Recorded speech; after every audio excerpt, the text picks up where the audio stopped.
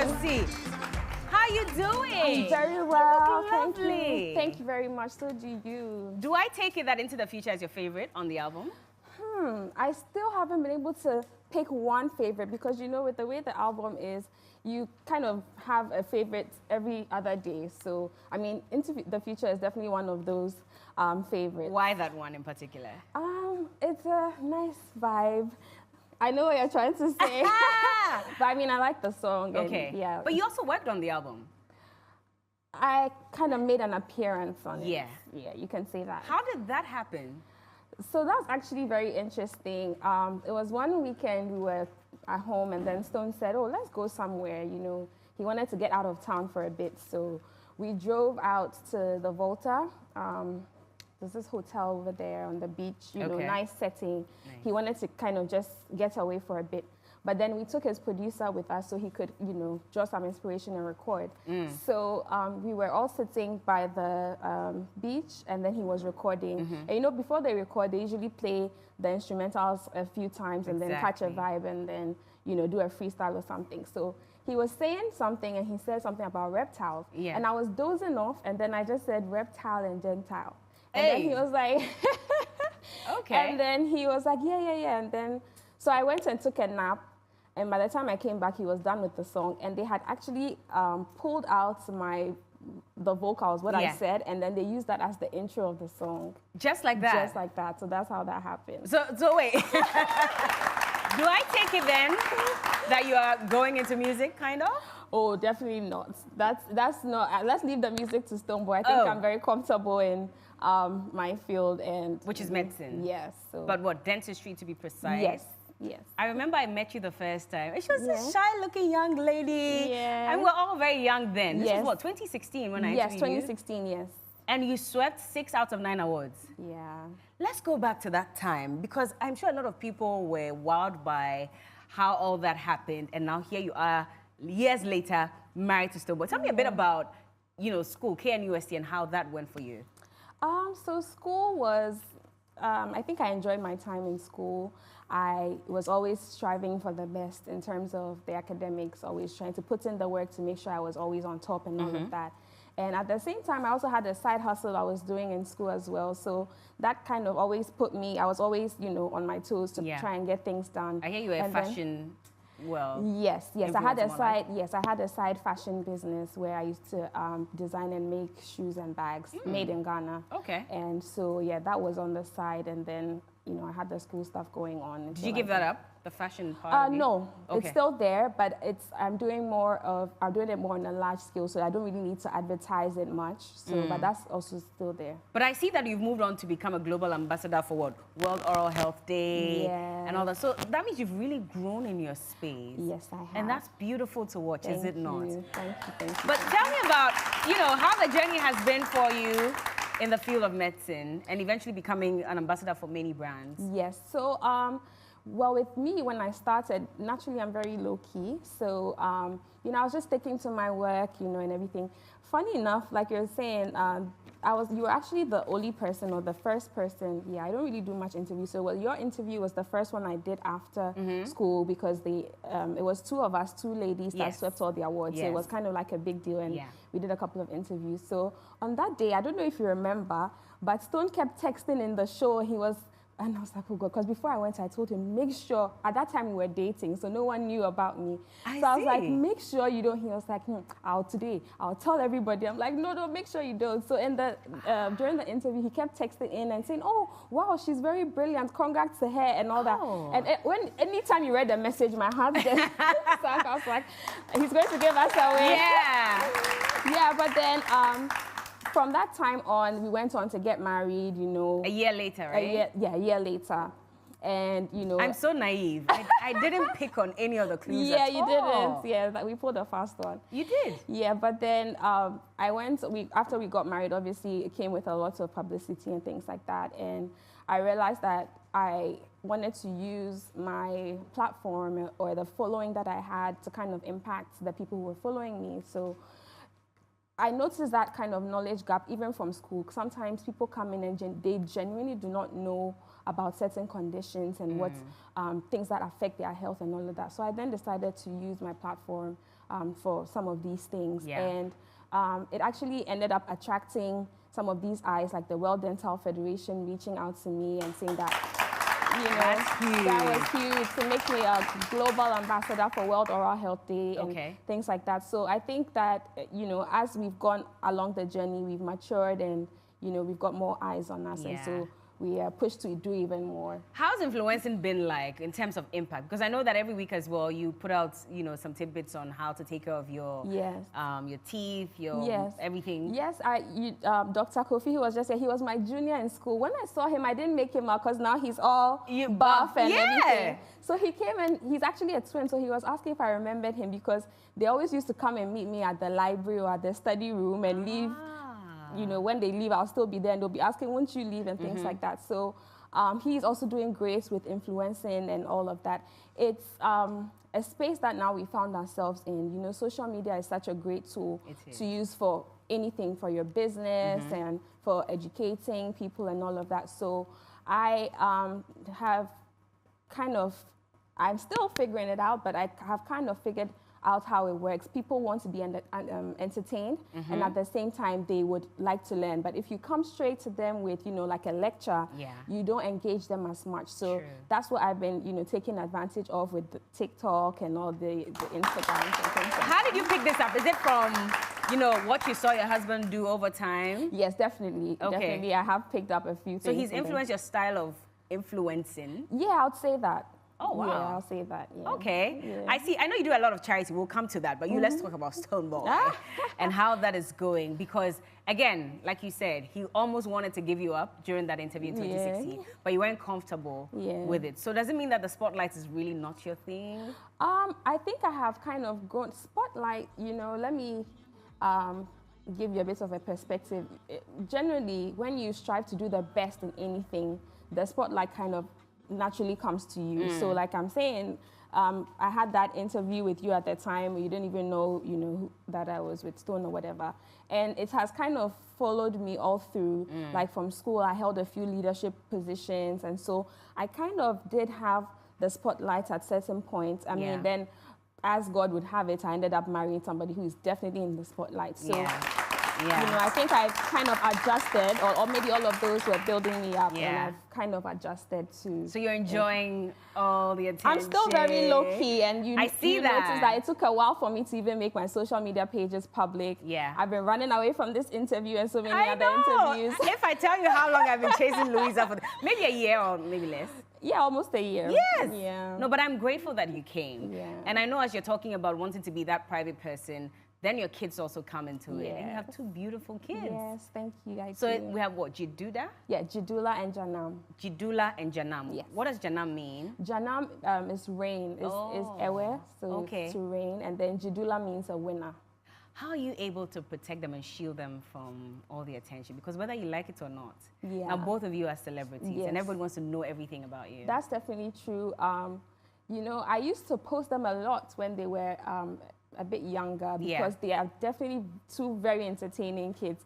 You always have a funny video that you want to share, but at the same time, sometimes you're like, oh, do I want everybody to see this? So I think now I'm beginning to have some form of balance in terms of what I put out there. But at the same time, when I don't, they get more engagement even than I do when I post on their social media. They have tons and tons of views and all of that. So people definitely want to see that. But, we're trying to control that because now they're growing as well, and so we don't want to put them out there too much. Yeah, but I've seen some videos of Jidula. Yes. Rapping, singing. She's a star girl, so she's always, they both like, they are very much like their dad. They're entertainers, naturally entertaining, so we have a lot of that. So we don't have a likely dentist between the two of them at the moment? At this point, I can't really tell. Hey, okay. I can't really tell, but let's see how it goes as they grow, But did you guys see some videos of Jidula when she was singing? Oh, you loved it, huh? I can imagine. But having all that and still juggling, your work, taking care of your kids and your family, dealing with everybody on social media, how do you do it? I have to kind of decode that in my mind. Generally, I think that it's all about, trying to find a balance. And, you know, you have all of these things that you have to do. So now what do we do? Yeah. You have to kind of plan. You have to be intentional about a couple of things, like spending time with the kids, because that's very important. Yeah. They always need you there to share moments with you. And then also work has to be done. So I think planning goes a long way in terms of having short-term goals, long-term goals, what you want to do. And then also being intentional about, you know, being present at every point in time for anything that requires your attention. And then, of course, there's the God factor that sometimes we tend to overlook. Yeah. You know, His grace is always sufficient and always, you know, Hallelujah. Hallelujah, together. somebody. So, amen. Should I put you on the spot? No, please don't. Please don't. You don't want to I tell know us where you're going. your favorite memory there. I've read your mind. Please don't go there. But yeah, God is good all the time. Hey, okay, we'll leave it there. We'll leave it there. But you got married at what age? 22? 23? 25. 25 thereabout. On hindsight, would you say it was too early? No. Would you have waited a little longer For marriage? why wait? Why not wait?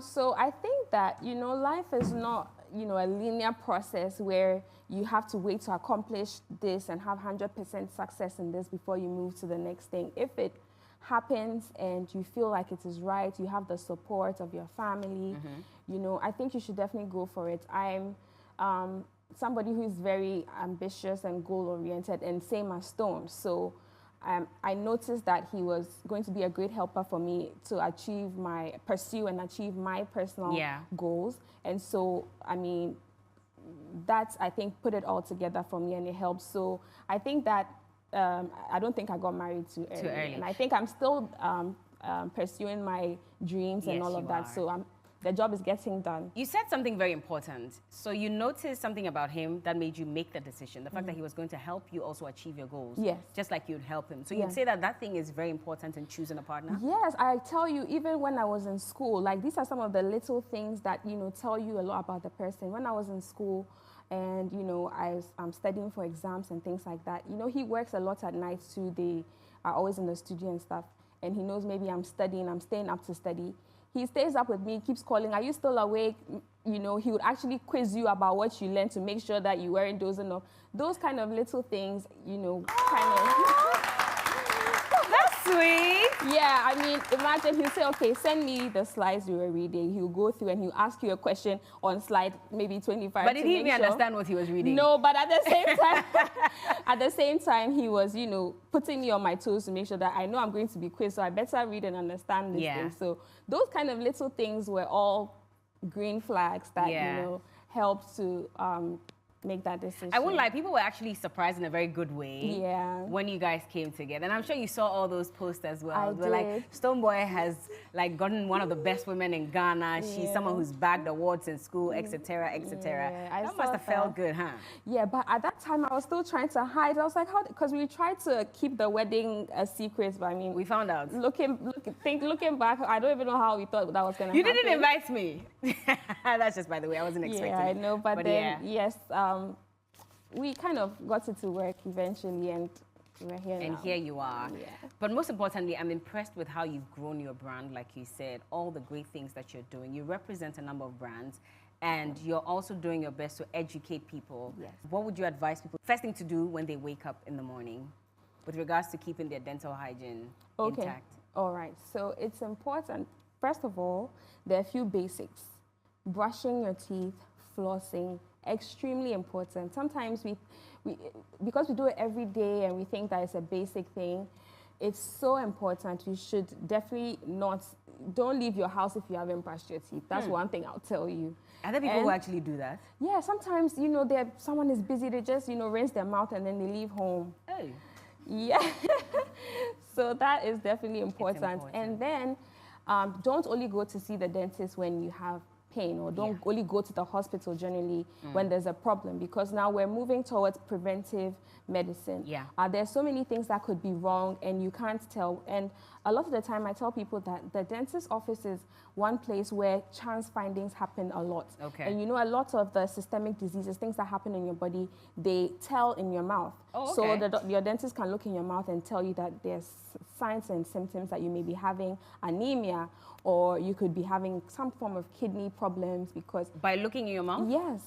And we shouldn't be losing people to conditions like oral cancer and Ludwig's angina and abscesses and things like that. So I see. Yes. Dancehall music must be something you like, because now we're hearing as well that you manage your husband. Is that true? Are you a manager? I don't know where that story stemmed from. Everybody has come to believe that I manage the Livingstone Foundation. Stonebwoy has an entire management team. Oh. Yes, he has an entire management team, but I handle the Livingstone Foundation and not the Stonebwoy brand. How do you think this came about? It's just... I really don't know. I think one time he made a joke, like an inside joke. He said management 101, and then I think from there people just assumed that I was his It wouldn't be bad. I'm sure you do a good job managing him. Well, is it a job offer you'd take? For now, I have a lot. And, you know, Stonebwoy is a huge brand, so, you know, I think a team works better. Yeah. Yes. But so, of course, if you handle his foundation, that means you guys work together. Definitely. We'll come to that, but beyond that, what's he like at home, and how are you people able to manage and have fun and still be serious? Stone is a very, very interesting person. He's such great and positive vibes at home. You know, he's on the road a lot, but whenever he's home, there is always high spirits. He would always get everyone laughing. He's very thoughtful. He also cherishes, he's a family-oriented person, so he always cherishes like those moments, like family moments. So it's always great to have him. And at home, he's Livingstone and not, you know, the Stonebwoy. Stonebwoy is the brand that you see out there, but at home, he is the Livingstone that we all know. So Livingstone is what, a very quiet person, or just... No, he's, like I've described him, to be fun and, you know... all that. All the high energy and all of that. Oh, but he has a lot of high energy when he performs as well. Yes. So let's say there's elements of that at home as well. I see. Interesting. But we'll be talking about his music very soon to see how well I know his music as against you. Okay. Are you ready for that battle? I'm ready. You are. Let's get it on. But beyond that, so Livingstone Foundation, do you have your own foundation as well, or do you partner? So I work with a foundation called Operation Smile Ghana, and this is a not-for-profit organization that deals with surgeries for people living with cleft lip and palate. Okay. And that is one thing that I advocate for a lot, and we're very aggressive with that. Cleft lip and cleft palate is a condition where there's an opening in your upper lip and in your palate. You know, your mouth or your lips, as you see them, does not form on its own. Yes. When you're forming. When you're in your mother's womb, around the 4th week, that's when your face starts to form. And then there are 2 shelves called your maxillary processes that come and fuse and then form this. But in some people, that fusion is sort of defective. So when they are born, there's a space there. And there's a lot of stigma around such people. The stories are very sad. People get accused of upsetting the gods, and that's why they're having such children. But this foundation provides free surgeries for all people living. You just have to call our numbers and come in. Free surgeries, free transportation from wherever you are to the centers where we have the surgery, free meals, everything, just to make sure that you can come in. So we're pushing that a lot. The next one is in Koforidia from the 15th of June to the 24th of June. So please, if you know anyone who has this condition, you can have them call the numbers 0540 127 355 or 0502 407 860. And then you just call, give us your details. You can come in. Everything is free and is covered by the foundation. That's lovely. How many people have you treated so far? Is it even Thousands. Yeah, so the next one, so far, I think we have about 150 people. We're still taking entries for people that come. And, you know, people may ask that, what causes this? Most of the time is hereditary, but there are also some environmental factors like drinking and smoking in the first trimester, folic acid deficiency. You know, when you're pregnant, you have to be taking folic acid. But some people can't afford it, they don't know, and so they don't take these multivitamins, and then they end up having children with these conditions. So when they come, we educate them a lot so that they don't, you know, have more children with this condition. So that's for Operation Smile Ghana. And then for the Livingstone Foundation, which I also manage, we're doing a lot now. Currently, we have a borehole project where, you know, Stonebwoy has been very vocal about galamsey and then the kind of negative effects it's having. Recently, we had a pathologist coming out to say that some of the children being born in those areas are being born without genitalia and some of their eyes, ears, and things like that because of the kind of contamination in the water. So Stonebwoy has decided to construct 4 boreholes in one of the areas around River Pra where this is happening. So cool. That's a major project that we're working on now. So you literally run all that for him? Yes. While he's busy on the road and doing that? Yes. That's very cool. It must be a lot of work as well. And how do you fund all this? So for now, Livingston Foundation, our major financier, our only financier is Stonebwoy. So, I mean, yeah. Would you want people to come on board? Definitely, Okay. Definitely. We're open to assistance from any, because we have a lot planned. We do a lot of other things. Like recently, we had this Mother's Day celebration for some mothers from Ashaiman. We do cervical cancer screening and all of those things. So, I mean, it's a lot of work. It's very cost intensive, but then we're open to support as well. What is your favorite Stonebwoy song ever? We're not talking just Fifth Dimension, but even beyond that, and you know, looking at all the songs that have come, what's your favorite? Wow. Do you have one that you find yourself singing, you know, all the time without even realizing? I know someone just said Everlasting. That's one of my favorites as well. But on this new album, I think Into the Future works really well for me. Yeah. Yeah, I think but maybe that's... Okay, but Everlasting would be like your all-time favorite? That's going to be very hard. Honestly, hard to pick one. It would be, right? Yeah. Or do you want Mighty Lily? Yeah, Mighty Lily is a good one too. What are we going to do? Well, maybe we should play Everlasting first. And when we get back, we have a game to play with Louisa Setterclaw. Okay. So don't go anywhere. This is The Day Show. We'll be right back.